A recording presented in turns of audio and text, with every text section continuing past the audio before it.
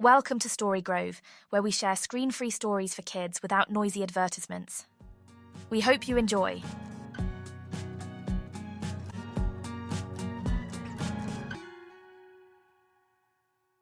I have to admit, until recently I thought my dog Waffles was kind of lazy.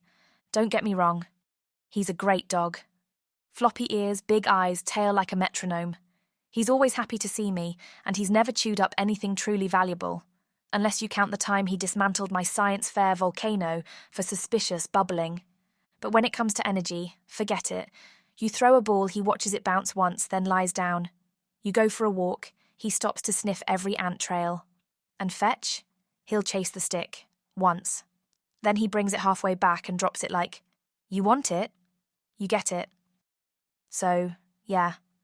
Not exactly a thrill seeker, which is why it was so weird when I noticed Waffles sneaking out at night. It started about 2 weeks ago. I got up to get water and passed the living room. His bed was empty. I figured he was in the laundry room licking the floor. He has a weird thing about dryer sheets. But when I looked, he was nowhere. I checked the backyard. The gate was locked, no sign of him. Then, just as I turned around to go back inside, he trotted up from behind the shed, covered in glitter, and wearing a tiny bow tie.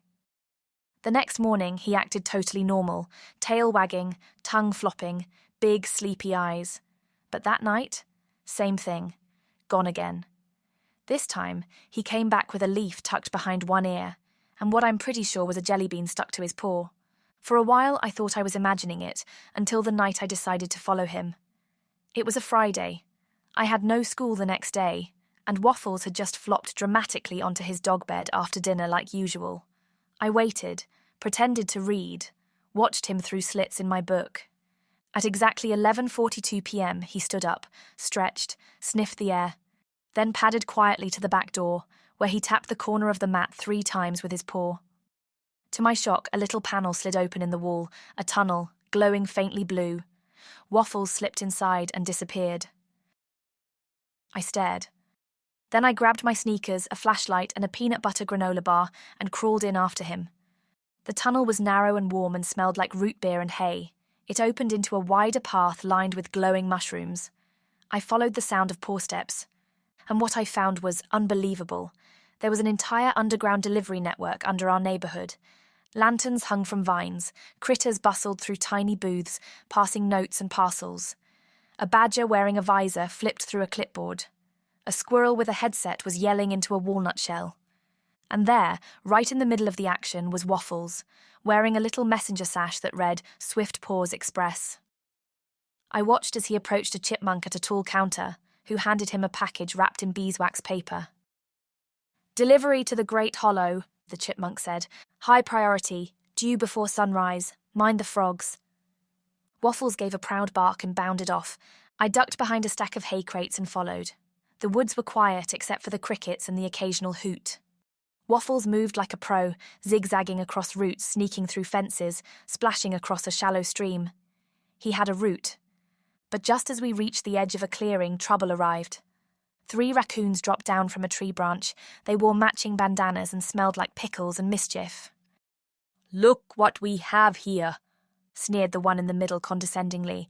"If it isn't the golden boy." Waffles growled softly.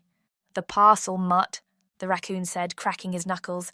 "We've got a client too, you know." Waffles stepped back, tail low. Before I could react, the raccoon snatched the parcel and vanished into the trees. Waffles barked, then turned and spotted me. We froze. I held up my hands. I followed you." He tilted his head. I stepped forward. "You're a delivery dog." He looked at the ground, ashamed. I knelt beside him. "Hey, it's okay. That was amazing. You're like a postal ninja." He perked up. "We've got to get that package back," I said. "You can't miss the delivery, right?" He wagged his tail, and we ran. It took us half an hour to track the raccoons to their hideout. A big, hollow stump decorated with bottle caps and lawn flamingos. The sign out front read, "Parcel Paws, low standards, lower prices." Inside, I could hear them laughing. "We'll rewrap it and say it got delayed by a goose," one was saying. "I'm not afraid of raccoons," I whispered to Waffles, "but I am afraid of what they might be planning with those badminton rackets." Waffles looked up at me, then padded to the side of the stump and scratched at a patch of moss. A secret entrance opened. "Of course you have a back door," I whispered. We crept inside. We passed a kitchen full of graham crackers and glue sticks, a room full of empty boxes labelled "important, maybe," and finally reached the throne room. And there it was, the stolen parcel, resting on a pillow made of marshmallows. Before I could reach it, an opossum in a cape dropped from the ceiling and said, "If you wish to pass, you must answer a riddle." Waffles barked once, obviously annoyed by the creature. "Fine," the opossum sighed. "Just take it. I didn't actually study riddlecraft." We grabbed the package and made a run for it. One raccoon chased us, shouting something about brand confusion, but Waffles sprayed him with a burst from a skunk-scented perfume bottle strapped to his harness. The raccoon gagged. We escaped. We made it to the Great Hollow with minutes to spare. An owl waited by a glowing tree, blinking sleepily. "You're late," she said.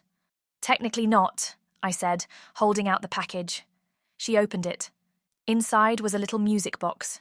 She wound it up. It played a soft forest lullaby.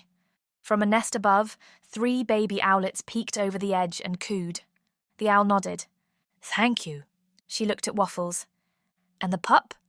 "He's got a helper now," I said. She gave me a quiet smile and disappeared into the tree.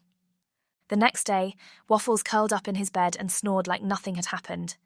But now, when he disappears at night, I leave out snacks for the road: grapes, peanut butter crackers, the occasional fruit roll-up.